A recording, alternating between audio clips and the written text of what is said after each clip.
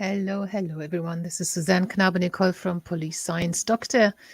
And this week, even though I skipped last week, apologies, I was away on holiday and wasn't able to squeeze in a broadcast for you about last week's Police Science Snippets. But I've got this week's Police Science Snippets, number 183. So these snippets are golden nuggets of information that I've extracted from published research academic articles that were most of them were published very recently. And the reason why I selected them was because they provide something that you can apply straight away, put to use straight away, or start thinking about straight away. It's not very easy to find police science related research that is practical and tangible and something that can be put to use quickly. A lot of research is published about methodologies and very abstract things, or very, very specific niche things that I don't think are necessarily suitable for snippets. So very good and very relevant and important research. But for these snippets, I really try to find golden nuggets, like I said, that you can put into action somehow straight away. So these snippets then get sent into your inbox every Tuesday. If you've already subscribed to the Police Science Doctor email list, which is free and you can leave it anytime and there's no spam coming your way. And so you simply Google Police Science.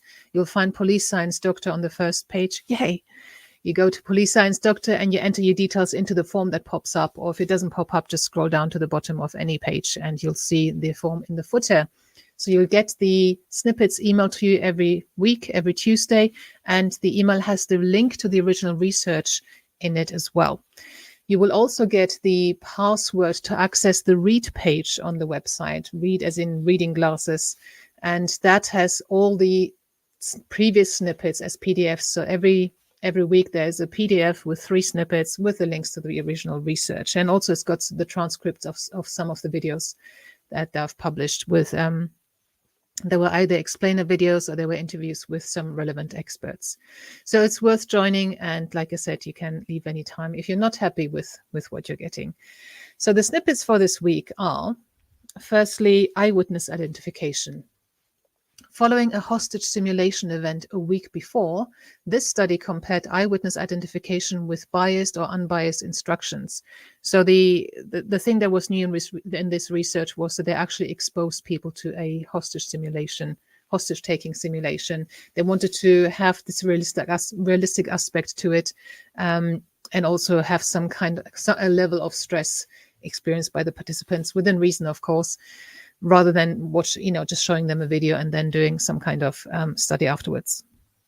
So it's got a lot more realism to it. It was found that target absent lineups, so where the actual person that was in the simulation, that was the perpetrator in the simulation, was not presented to them, they had higher levels of accuracy. So it was easier for them to spot, no, that person is not in those people you're showing me right now. And biased lineup instructions decreased overall accuracy versus unbiased. So it's very important how the lineup information is presented, how everything is introduced, and what instructions are followed. High confidence was associated with correct identifications, and shorter response times were indicative of correct rejections. So that's for everyone doing lineups. The second snippet for this week is about reciprocity in suspect interviews. The principle of reciprocity, which is the rule that obliges us to repay others for what we have received from them, was tested in simulated interview settings. Instrumental reciprocity takes place when the person enacting reciprocity plays on the expectation that the other person will sacrifice a short-term cost to increase a long-term gain. For example, revealing self-incriminating information to achieve a reduction in sentence. So I'm telling you, I'm giving you this so that, or I'm saying to you, you give me this and I'll give you that. So that's instrumental reciprocity. Intrinsic reciprocity is when one person's positive behavior can elicit a positive response in another person, such as offering a suspect a drink at the start of an interview to increase cooperation. So you're not saying, I'm giving you this drink, but in return, I expect X, Y, Z. But intrinsic reciprocity is you're being nice, you're being sociable, you're being respectful, and you're using the intrinsic values of reciprocity. So those two, instrumental and intrinsic, were compared, and they found that instrumental reciprocity resulted in more information from the suspect than intrinsic reciprocity. Okay, so if you're explicitly offering them something in return, they're more likely to comply with that. Whether what they then tell you is correct or not is a different matter. And the last and final and third snippet for this week is about cybercrime and older victims. Older adults underreport cybercrime, despite being more likely than younger people to experience repeat victimization, financial loss, and more severe emotional consequences.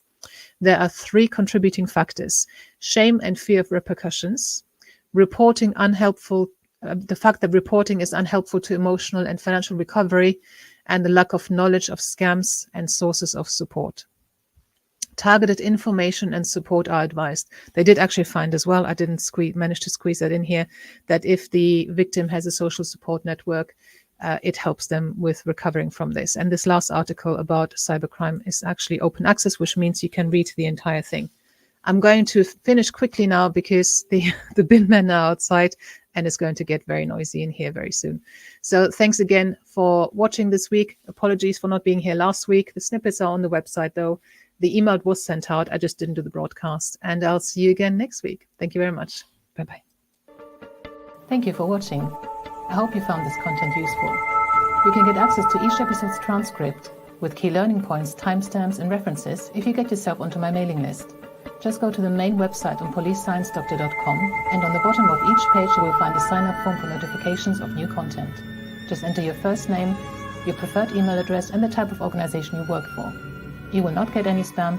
This is just for me to let you know about new content and for you to get access to all the transcripts.